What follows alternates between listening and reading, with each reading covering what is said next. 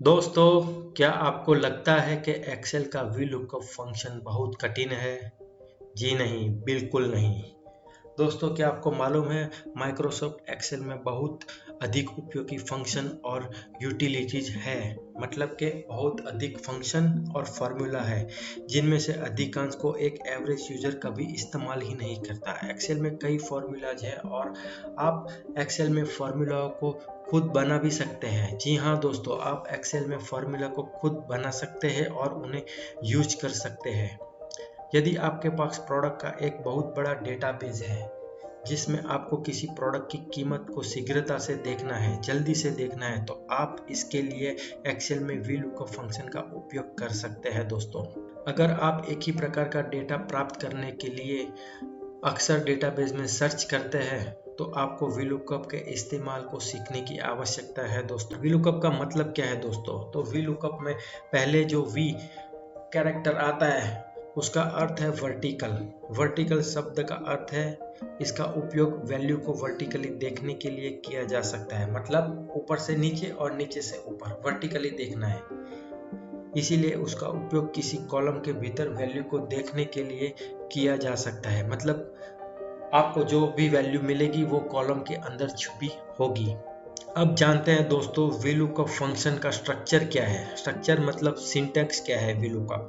तो वीलुकअप चार तरह की चीजों से बनता है। मतलब चार तरह का मिश्रण से बनता है। चार इंफॉर्मेशन से वीलुकअप बनता है।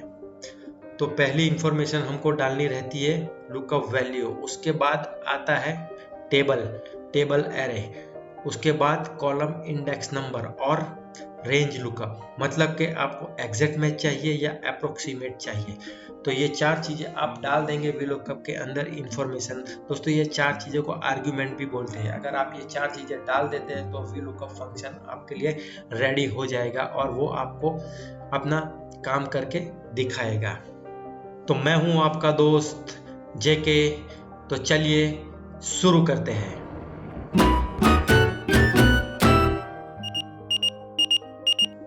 दोस्तों, यहाँ पे मेरे पास एक छोटा सा डेटा पड़ा हुआ है, लेकिन आपके पास इससे भी बड़ा डेटा हो सकता है दोस्तों। तो दोस्तों, अगर आपके पास इससे बड़ा डेटा है और अगर आप किस चीज को ढूंढने की कोशिश कर रहे हैं तो वहां पे आप मैन्युअली किसी चीज को सर्च करेंगे तो दोस्तों ये एक्सेल में गधा मजूरी ही हो जाएगी। तो हमको वैसा नहीं करना है। हमको वीलुकअप फॉर्मूला लगाना है और आज इस वीडियो में हमको वीलुकअप फॉर्मूला अच्छे से सीखना है दोस्तों।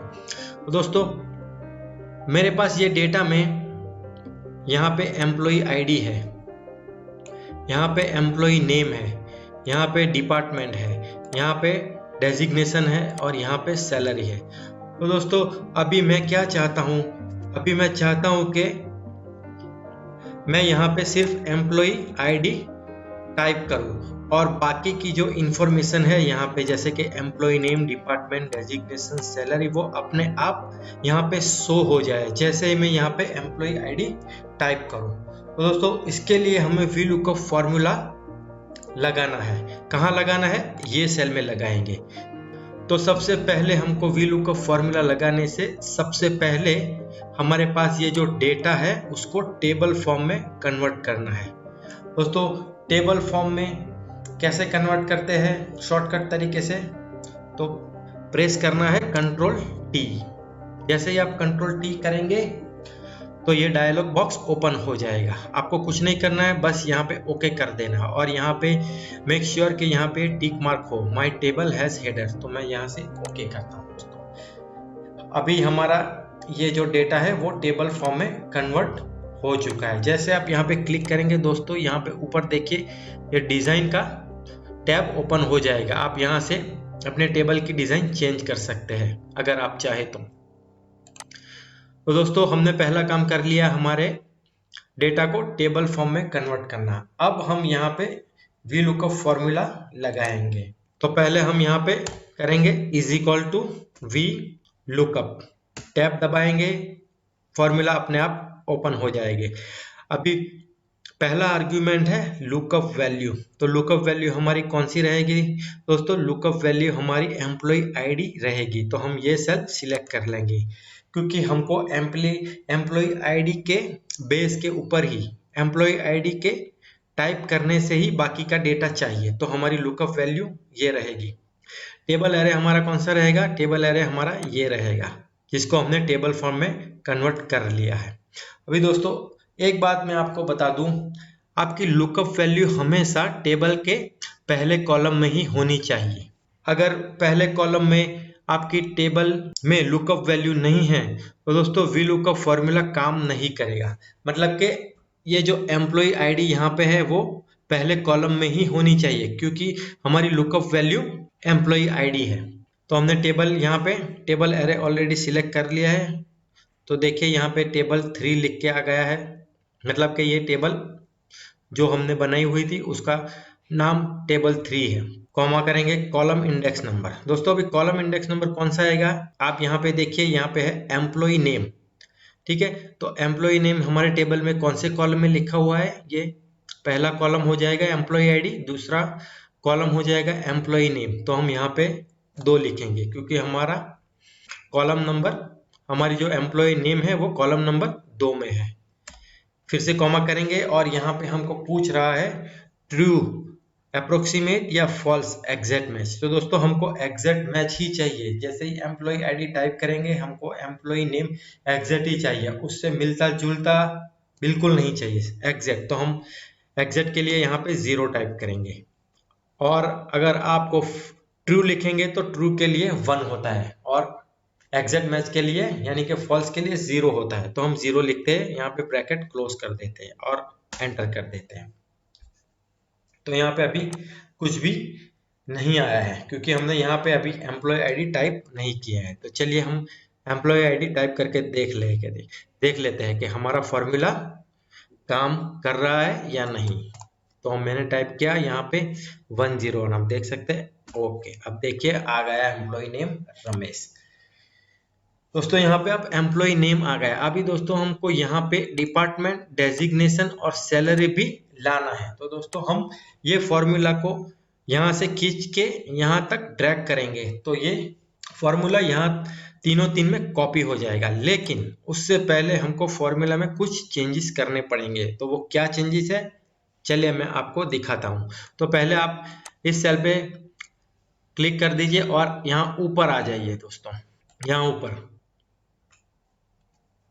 ठीक है, अभी हमको कॉलम नंबर यहाँ पे हमने 2 है। ठीक है दोस्तों, और यहाँ पे हमारा लुकअप वैल्यू है। तो लुकअप वैल्यू अगर हम हॉरिजॉन्टली फॉर्मूला को यहाँ से यहाँ तक ड्रैग करेंगे तो दोस्तों हमारा ये जो कॉलम है वो कॉलम नंबर चेंज नहीं होना चाहिए। तो उसके लिए हम 3 बार F4 प्रेस करेंगे, 1 2 3। तो उससे क्या हुआ देखिए, ए के आगे डॉलर का साइन आ गया, मतलब कि हमारा कॉलम लॉक हो गया। मतलब कि हमारी जो ये वैल्यू है ए में जो वैल्यू रहेगी वो चेंज नहीं होंगी जब हम फॉर्मूला ड्रैग करेंगे।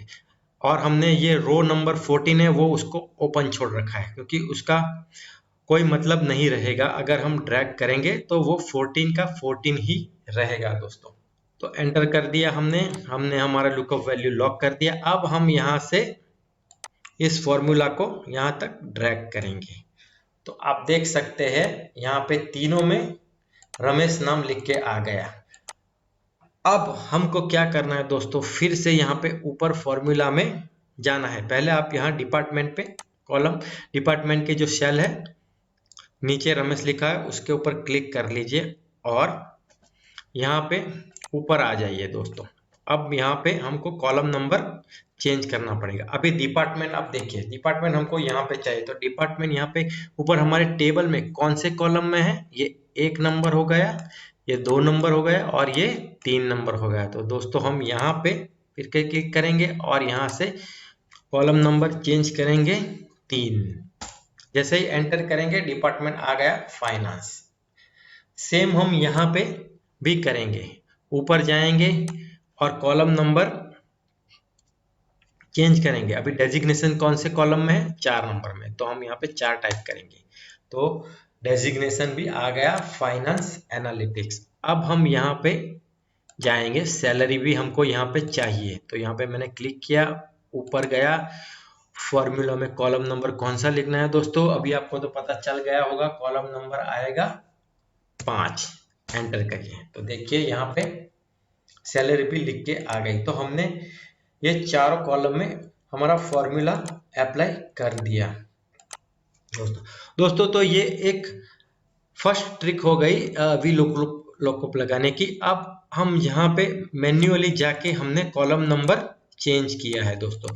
तो अगर हमको ऐसा नहीं करना है और एक ही बार में यहाँ पे कॉलम नंबर का फॉर्मूला लगा के एक ही बार में जब हम ड्रैग करें हमारा फॉर्मूला यहाँ से यहाँ तक, तो हमको कॉलम नंबर चेंज करने की ज़रूरत ना हो। तो उसके लिए दोस्तों हमको कॉलम का फॉर्मूला यहाँ पे ऊपर देखिए, ये जो 2 लिखा है, 2 की जगह हम कॉलम का फॉर्मूला यूज करेंगे। तो कैसे करते हैं मैं आपको बता देता हूँ। पहले मैं यहाँ पे ये जो तीनों जगह पे मैंने VLOOKUP का फॉर्मूला लगाया था वो डिलीट कर देता हूँ दोस्तों। अभी यहाँ पे जो VLOOKUP का फॉर्मूला लगाया है उसको हम ऊपर जाके एडिट करेंगे फिर से। तो दोस्तों यहाँ पे जो 2 है वो मैं निकाल देता हूँ दोस्तों, फिर से मैं लगा देता हूँ 2। कॉलम फॉर्मूला लगाने से पहले आपको और एक चीज बतानी है, तो वो क्या है दोस्तों, देखिए यहाँ पे मैं कॉलम का फॉर्मूला लगाता हूँ, कॉलम, ठीक है, reference, open bracket, close bracket, okay. तो ये कॉलम नंबर कौन सा आया, 2 आया।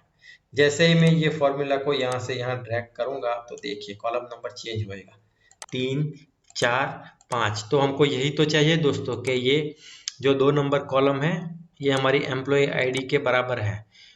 डिपार्टमेंट के लिए 3 है, डेजिग्नेशन के लिए यहाँ पे टेबल में 4 है और सैलरी के लिए 5 है। तो हमको यही तो चाहिए दोस्तों। तो हम अब यही फॉर्मूला ऊपर हमारे VLOOKUP फॉर्मूला में लगा देंगे दोस्तों। तो मैं ये 2 यहाँ से डिलीट करता हूँ और लिख देता हूँ column, open bracket, close bracket और एंटर, ठीक है दोस्तों। अब मैं ये यहाँ से डिलीट कर देता हूँ दोस्तों। अब ये फॉर्मूला मैं ड्रैग करूंगा तो दोस्तों अपने आप जो चीज हमें चाहिए, डिपार्टमेंट, डेजिग्नेशन, सैलरी, अपने आप आ जाएगी। हमको कॉलम नंबर मैन्युअली एंटर करने की जरूरत नहीं रहेगी। तो देखिए दोस्तों आ गया फाइनेंस एनालिटिक्स और सैलरी दोस्तों। तो ये थी दूसरी ट्रिक VLOOKUP लगाने की दोस्तों। ये एक तरह से आप बोल सकते हैं ये शॉर्टकट भी है VLOOKUP लगाने का दोस्तों। अगर आपको ये ऐसा नहीं करना है और मैन्युअली जाके कॉलम नंबर लिखना है तो वो भी ठीक है दोस्तों, कोई प्रॉब्लम नहीं, थोड़ा समय ज़्यादा लग जाएगा लेकिन कोई प्रॉब्लम नहीं है दोस्तों। अब हमको क्या करना है दोस्तों, अब हम VLOOKUP फॉर्मूला को डायनेमिक बनाना है दोस्तों। तो पहले तो डायनेमिक बनाने के लिए पहला स्टेप था जो पहले ही हमने कर दिया, ये हमारी जो टेबल, ये हमारी जो डेटा था दोस्तों उसको हमने पहले ही टेबल फॉर्म में कन्वर्ट कर लिया था। अगर आप ये टेबल फॉर्म में कन्वर्ट नहीं करेंगे तो दोस्तों यहाँ पे आप यहाँ कोई भी नई एंट्री ऐड करेंगे, मान लीजिए कि एम्प्लॉय आईडी एक और नया आ गया D110, तो यहाँ पे फॉर्मूला नीचे अपने आप उसको कैच नहीं करेगा। तो टेबल फॉर्म में ये डेटा होना बिल्कुल जरूरी है दोस्तों। अब हमारा इंपॉर्टेंट स्टेप है कि ये जो हमने जो ये नीचे टेबल है, सॉरी टेबल नहीं, ये अभी हमारे पास डेटा ही है, टेबल हमने अभी तक बनाया नहीं है, तो इसको हम टेबल फॉर्म में भी कन्वर्ट कर लेंगे। तो दोस्तों क्या करना है, मैंने पहले आपको बताया था Ctrl+T करना है, ठीक है, माई टेबल एज हेडर उस पर टिक मार्क होनी चाहिए, ओके कर दीजिए। तो दोस्तों ये हमारा जो डेटा था वो अब टेबल फॉर्म में कन्वर्ट हो चुका है दोस्तों। अब हमें कुछ भी फॉर्मूला में चेंजेस करने की जरूरत नहीं है दोस्तों, ये डायनामिक हो चुका है दोस्तों। अब देखिए यहाँ पे मैं नीचे क्या लिखता हूँ, नीचे मैं कोई दूसरा एम्प्लॉय आईडी लिख देता हूँ, मान लीजिए मैं लिख देता हूँ यहाँ पे 106। अब आप देखिए कमाल इसका, देखिए आ गया पूरा डेटा, क्या है देखिए 6 नंबर में क्या है दोस्तों, 6 नंबर में हम देख लेते हैं क्या है। देखिए 6 नंबर में क्या है, दिनेश ऑपरेशन मैनेजर और उनकी सैलरी कितनी है 20,000। तो दोस्तों ये फॉर्मूला हमारा परफेक्टली लग गया है। फिर से एक बार कोई दूसरी एम्प्लॉय आईडी डाल के देख लेते हैं D10 109 कर देते हैं। ओके, तो देखिए 109 में क्या है दोस्तों, शीतल एडमिनिस्ट्रेशन कोऑर्डिनेटर और सैलरी है 7,500। तो नीचे देखिए दोस्तों आ गया सेम डेटा। अब हम यहाँ पे एक नई एंट्री करके देखते हैं और देखेंगे कि हमारा VLOOKUP फॉर्मूला ये नई एंट्री को कैच करता है कि नहीं। तो चलिए दोस्तों, यहाँ पे हम एंट्री करेंगे 110 की। एम्प्लॉय आईडी, एक नया एम्प्लॉय कंपनी में आ गया है, उसका नाम है ओमकार। चलिए, उसका पोजीशन है ऑफिस बॉय। ऑफिस बॉय उसकी पोजीशन है, सॉरी डिपार्टमेंट है, सेम डिपार्टमेंट है एडमिनिस्ट्रेशन। ओके, और उसकी डेजिग्नेशन है ऑफिस बॉय और सैलरी है उसकी 6,000। ठीक है दोस्तों, हमने एक नई एंट्री कर ली अपने टेबल में। अब यहाँ पे हम डाल के देखते हैं नीचे कि ये फॉर्मूला हमारा VLOOKUP का इसको कैच करता है या नहीं।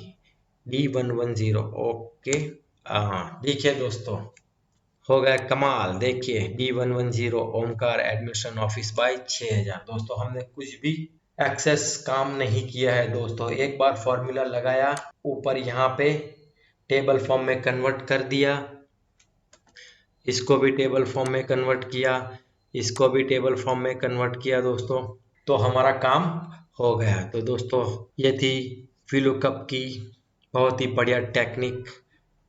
जब भी आप VLOOKUP लगाए दोस्तों, तो पहले अपना ये जो डेटा है, ये डेटा उसको टेबल फॉर्म में कन्वर्ट करना ना भूलना। बाद में जब आप VLOOKUP लगा दे तो दोस्तों इस टेबल को भी आप टेबल फॉर्म में कन्वर्ट करना ना भूलना। तो दोस्तों आपको कैसा लगा ये वीडियो, कमेंट में जरूर बताइए। आपकी कमेंट में आपको कुछ क्वेश्चंस पूछने हैं तो आप पूछ सकते हैं, मैं आपको जरूर अपना उत्तर आंसर दूंगा दोस्तों। तो दोस्तों ऐसे ही हमारे वीडियो देखते रहिए, मैं ऐसे ही अच्छे अच्छे और वीडियो बनाऊंगा और YouTube पे अपलोड करता रहूंगा। तो दोस्तों अब तक के लिए इतना ही, फिर मिलेंगे अगले वीडियो में। जाते जाते चैनल को सब्सक्राइब करना मत भूलना दोस्तों। तो चलिए मिलते हैं अगले वीडियो में, तब तक के लिए good bye, have a nice day.